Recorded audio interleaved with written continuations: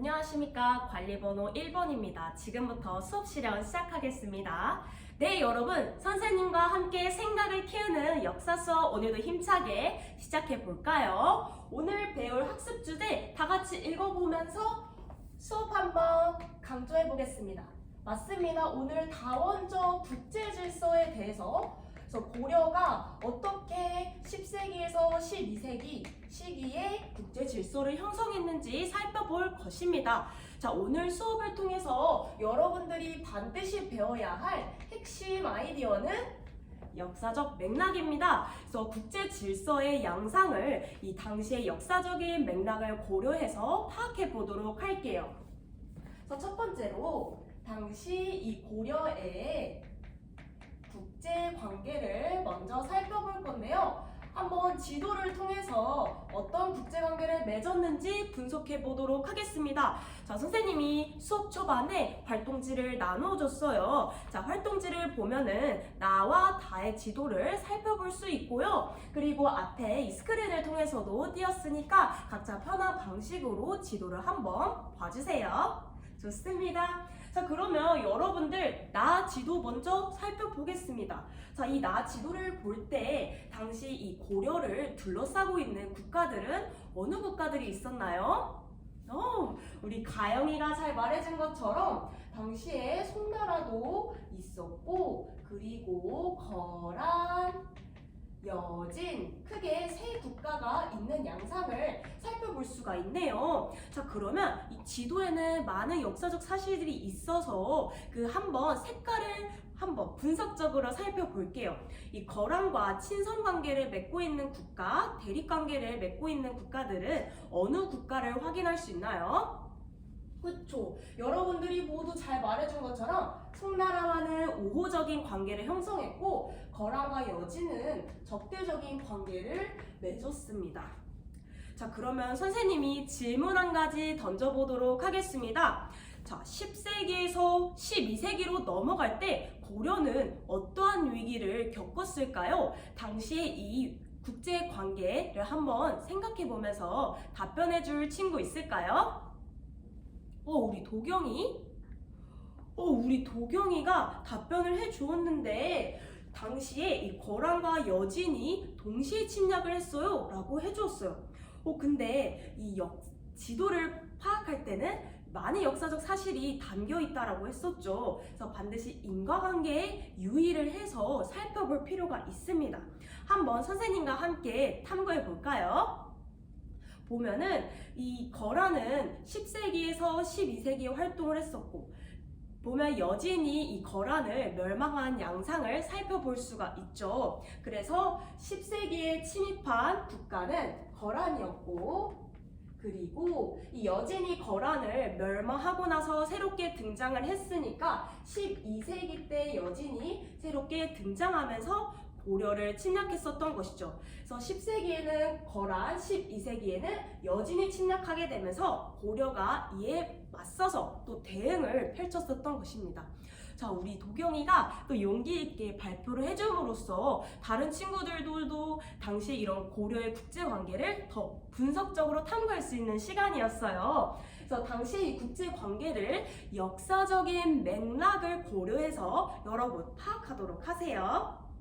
좋습니다. 자, 그러면 다 지도를 통해서 거란이 그러면 어떻게 침략을 했는지 좀 더 자세하게 살펴볼까요? 거란은 이 지도를 통해서 몇 차례 침략한 것을 확인할 수 있나요, 여러분? 그쵸? 세 차례나 침략을 했었습니다. 이 세 차례 침략했을 때 이 거란의 침략에 대응을 해서 싸웠었던 인물이 지도에 나와 있는데요. 그쵸. 이 서희가 외교 협상을 통해서 당시 이 거란의 침략을 무찌르게 되었습니다. 자, 그러면 선생님이 또 질문 한 가지 던져볼 건데요. 자, 당시에 이 한반도 북부를 살펴볼 때 이 강동육주 그리고 동북구서와 관련된 이 지명들이 표시가 되어 있잖아요. 이 지역들은 어떠한 국가와 관련이 있을까요? 한번 발표해 줄 친구 있을까요? 우리 현서가 너무 훌륭하게 답변을 해줬어요. 그쵸. 우리 현서가 이 동북 구성의 여진, 강동 육주는 거란과 관련이 있다라고 말해주었는데 우리 현서는 혹시 어떤 측면을 통해 그러한 사실을 유추할 수 있었나요? 이 위치를 봤을 때 이 거란이 가깝게 있는 것이 강동 육지이고 이 여진 바로 밑에 동북 구성이 있으니까 관련돼 있을 것 같다라고 해줬었죠. 자, 맞습니다. 우리 현서가 잘 훌륭하게 말해준 것처럼 이 거란의 침략을 무찌르고 이 서해 외교 담판으로 강동 육주를 획득하게 되었었고요. 그리고 당시에 윤관이 이 동북 구성을 개척함으로써 여진의 세력을 견제하고자 노력하였습니다. 좋습니다. 자, 그러면 우리 사료 탐구를 통해서 여러분들의 생각을 또 키워보고 그런 모든별로 한번 생각을 나눠보면서 한번 역사적으로 분석해보는 시간을 가져보도록 하겠습니다. 자, 활동지 가를 함께 확인을 해볼까요? 좋아요. 여러분들 모든별로 지금 사료를 읽을 시간 총 5분 드리도록 할 건데요. 이 1, 2, 3번에 해당되는 인물이 과연 누구일지를 생각해 보면 좋습니다. 그래서 선생님이 사료를 분석하고 읽을 시간 5분 드릴 테니까 각자 해당되는 인물이 누구일지 유추해 주세요. 좋습니다. 자, 한번 발표해 볼 모둠 있을까요? 우리 자유모둠. 와, 우리 자유모둠의 승진이가 훌륭하게 답변해 준 것처럼 이 서희와 관련된 사료는 1번 사료였었고 이 여진과 관련된 사료는 윤광과 그리고 이자겸 이 두 명의 인물이라고 해주었어요. 자, 혹시 다른 모둠은 우리 승진이의 말에 대해서 동의하나요? 좋습니다.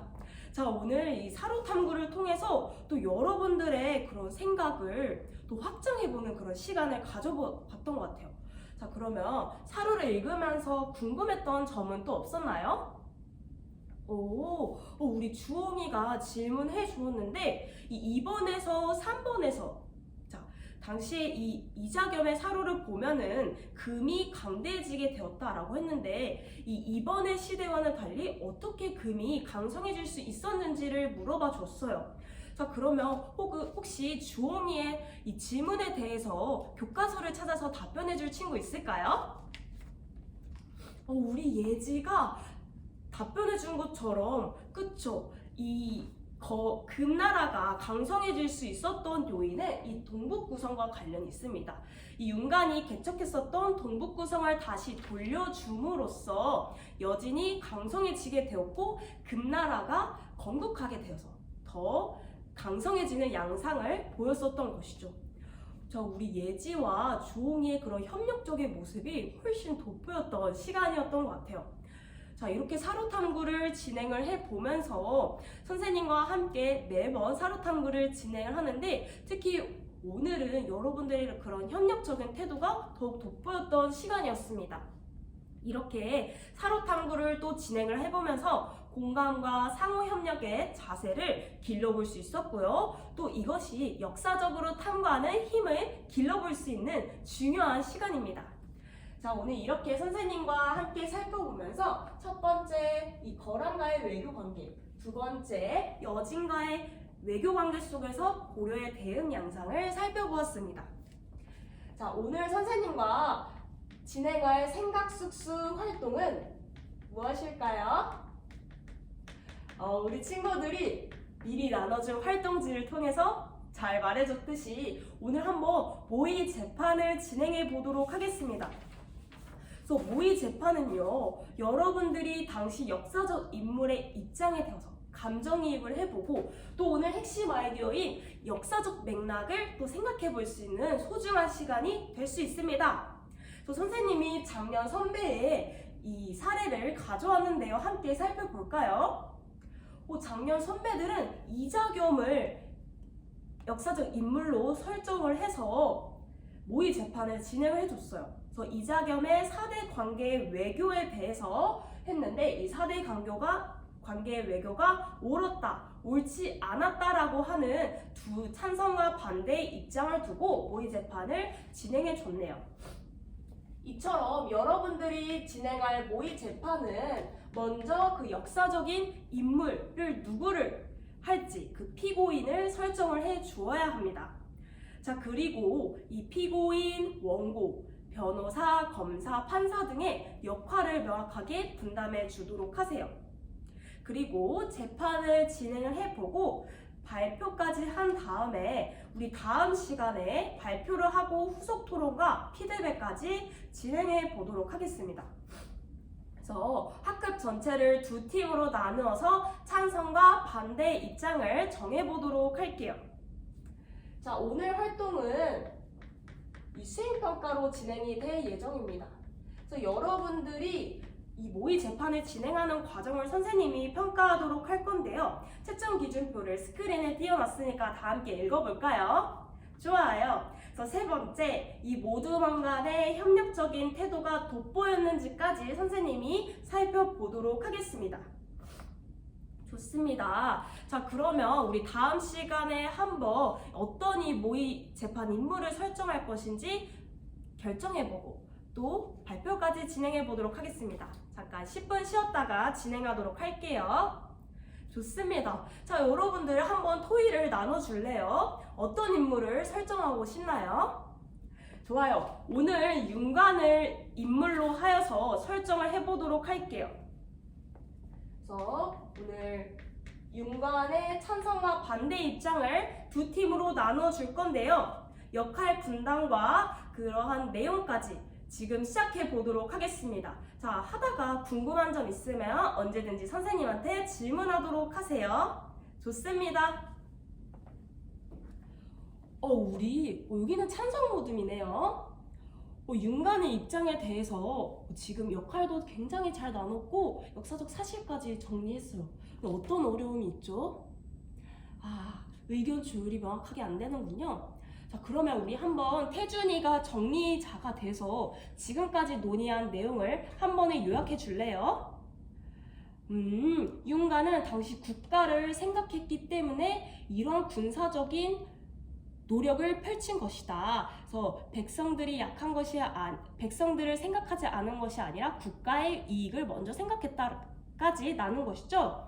자, 그러면 한번 규현이가 배심원의 입장이니까 이 정리자가 돼서 지금까지 정리한 내용을 한번 규현이가 점검자가 돼서 지금까지 채점 기준을 고려해서 내용을 한 번 더 분석해 줄래요? 좋습니다. 자, 우리 찬성 모두 과연 어떤 발표를 할지 선생님이 기대해 볼게요. 자, 이렇게 선생님과 발표까지 진행을 해보면서 여러분들이 정말 협력적으로 이 모의 재판을 진행하는 모습 너무 인상 깊었습니다. 자, 그러면 선생님이 질문 한 가지 줄게요. 자, 여러분들이 찬성과 반대 입장을 나눴는데 다른 팀의 이런 입장을 보면서 자신의 입장이 바뀐 그런 친구 있을까요? 그 바뀌었다면 혹시 그 이유는 무엇일까요? 한번 선생님의 질문에 대해서 바뀌었다면 그 바뀐 이유를 자율성장 노트에 기록해 주세요. 그리고 한번 발표 진행해 보도록 하겠습니다. 좋습니다. 한번 발표해 줄 친구 있을까요? 우리 찬성 모둠이 발표를 해 주었는데 이 찬성 모둠 같은 경우에는 이 당시에 이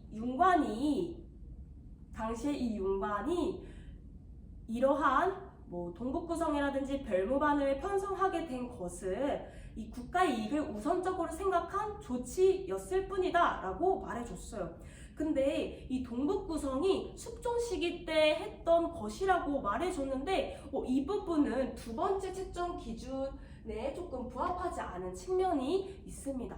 자, 동북구성은 이 예종 시기 때 새롭게 개척한 것이었거든요. 그래서 윤관이 숙종과 예종 두 왕식에 걸쳐 있는 인물이기 때문에 충분히 헷갈릴 수 있을 것 같아요. 그러면 지금까지 그런 피드백한 내용을 바탕으로 다시 한번 점검을 해서 성찰해 보도록 할까요? 그래서 여러분들이 오늘 이런 모의 재판 과정을 통해서 또 역사적인 맥락들을 고려해보고 다른 친구들의 의견을 나눠보면서 생각을 확장해보는 시간을 가져볼 수 있었습니다. 네, 이상 수업 실험 마치도록 하겠습니다.